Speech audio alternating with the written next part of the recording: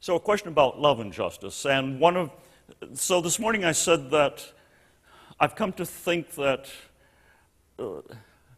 sort of kaleidoscopically, that if one were giving a fuller discussion about justice in Scripture, it'd be like this glimpse, and then you'd turn the wheel on that glimpse, and you'd turn the wheel again on that glimpse. So one of the turns would talk about the relationship between love and justice in Scripture, and there's a lot to be said on that.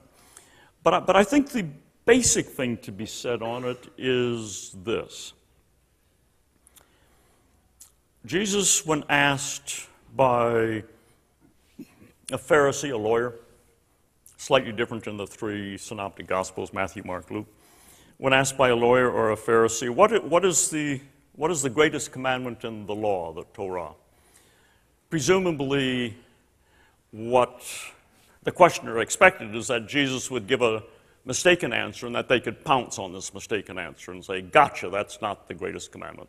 But Jesus says, love the Lord your God above all and your neighbor as yourself. And in all three Gospels, the responder says, yeah, that's pretty much right. They don't have anything more to say.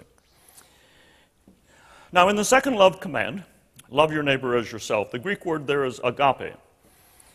And agape has been interpreted by lots of Christian theologians and Christian ethicists as completely self-giving, self-sacrificing love, spontaneous generosity, which pays no attention whatsoever to justice. Hence you get this tension between love and justice, which pays no attention to justice.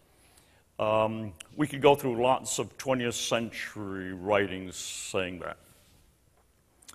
Well, it turns out that the second love command is not just a summation of the law, well, both of them. It's not just a summation of the Torah, of the law, but it's a quotation. Second love command is a quotation from Leviticus 19. Look it up. 1917, as I recall.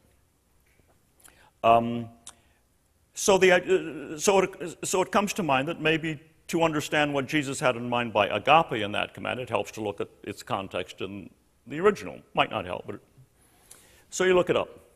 What you will find in Leviticus 19, this is another part of the law code from what I read this morning, a part of the law code, a whole lot of things that Israel is to do and is not to do, and some of them are cited as avoid this injustice, do that justice, and so forth. And then we get this summation, love your neighbor as yourself. I think it's unavoidable. This conclusion is unavoidable. Doing justice is an example of what Scripture means by love. It's not something else than love. It's an example of what Scripture means by love. And what that means is that if we, you, I, whatever, if we've got some understanding of Christian love such that it's pitted against justice, we've got to change our understanding of love. Jesus never meant it to be pitted against justice.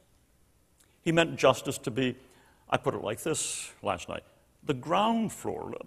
Love does at least justice. It often goes beyond justice, but it at least does justice.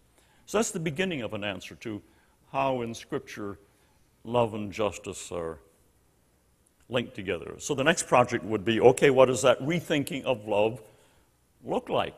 When we rethink love so that it incorporates justice, what would it look like? That's another talk.